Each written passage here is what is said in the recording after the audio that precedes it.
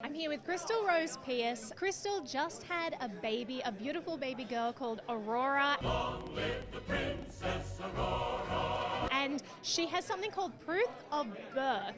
Tell me what this is. Proof of birth is a way to give your baby an identity on the blockchain before getting a government ID. Why might that be better than relying on government? There is a world of, first of all, people who have no access to identity services as well as financial services. They might not want to have a government ID and want to be sovereign instead.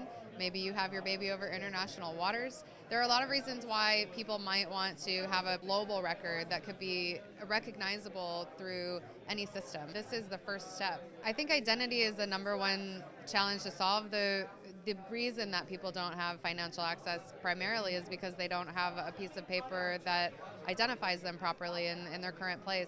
Also, I believe we're moving to becoming global citizens, and that seems like a really far away utopian idea, but it's actually something that's a lot closer than we think. Transcending borders is really important. So that, to me, that's the number one.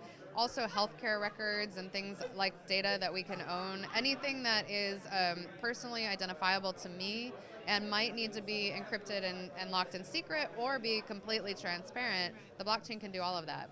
I think a lot of people get misguided by this. They think, why do I want all of my data on this blockchain? It's public, and they don't realize that this could actually create more privacy for them. Exactly. It's a dichotomy. Privacy and transparency seem like opposites, but actually you can have both and you can have a much better situation. I hear that your daughter Aurora was the youngest person ever to hold the EOS torch. Hail to the Princess Aurora. Definitely was the youngest person ever. She was in utero at the time.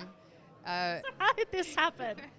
Well, so the EOS torch was passed around, and everyone had to pass it really quickly. It has a bot that sends the information to everyone to see who has it. And Brock, my husband, was like, "I have the EOS torch. I need to pass it to someone. Who should I pass it to?" I was like, pass it to our daughter. It'll be really funny. It'll be the first time that she has anything in her EOS wallet. And at this point, we hadn't told anyone what her name was. We told everyone that we were naming our daughter Satoshi. It's a good name. It's a good name. We were going to do Satoshi with an SHE. So, Satoshi Rainbow Pierce might have been the right call. But then people found out her name because she's Aurora Pierce, and that's her EOS wallet. So it just showed up as Aurora Pierce, and people they had to figure out who this person is. Exactly. Well, we named her Aurora for two reasons. One, Aurora is the goddess of the dawn in Roman, and EOS is the goddess of the dawn in Greek.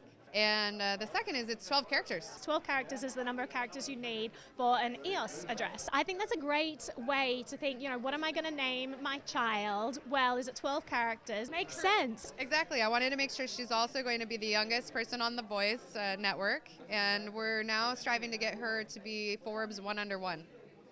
1 under 1. This is great. Thank you so much. We'll have to bring her by.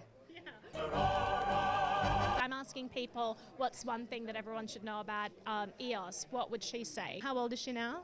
She is 2.5 months. She's 2.5 months, so she can't quite articulate what resonates with her about the blockchain. But what do you think she would say? Aurora would say EOS is the blockchain for everyone, even babies. We'll find out her user experience later on today, maybe. Perfect.